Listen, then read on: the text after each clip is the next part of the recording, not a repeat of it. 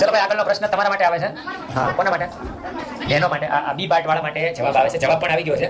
નકશામાં ભૂમિ સ્વરૂપ કયા કલરના રંગથી દર્શાવાય છે? નકશામાં હા બોલો બેટા.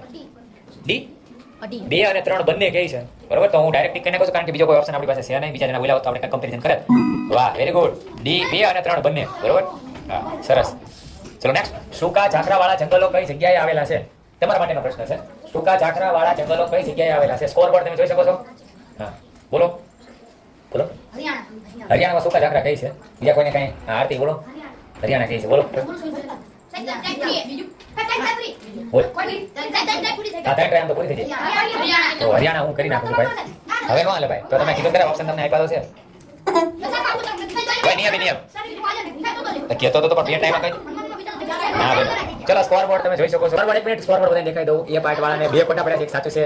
બી પાર્ટ એટલે કે આ પાર્ટ વાળા જે બહેનો છે એને એક ખોટું છે, 3 સાચા છે. એટલે સૌથી આગળ એ છે. તમે જોવો મિત્રો, સૌથી સંખ્યા ઓછી છે બી પાર્ટ વાળાની, છતાં પણ અહીંયા ધુરંધર મેચ ચાલી રહી છે. ધુરંધર અહીંયા ધુરંધર 2 બેઠા છે. ધુરંધર 2 બેઠા એટલા માટે 3 સાચા પડી ગયા છે. અને સી માં જે છે એ 3 ખોટા પડી ગયા છે. એટલે આ સી પાર્ટ વાળા છે. હા પણ તમને સામે બહેનો તો આપી છે ધુરંધર. એટલે બરાબર આ એ પાર્ટમાં કયા એવા ધુરંધર બેઠા તમે મને કહો. અરે બરાબર, અમારો તમારો નહીં, આ બધા રહ્યા ને આ ધુરંધર જ છે. તમે એમ ન માનતા. તો હજી ઘણા પ્રશ્ન બાકી છે. જો આપણે હજી હાથમાં પ્રશ્ન પહોંચાય. હજી 25 છે. તમારા તાકાત હોય તો દમ લગાડો. હાલો બરાબર, હાલો તો હવે શરૂઆત કરીએ.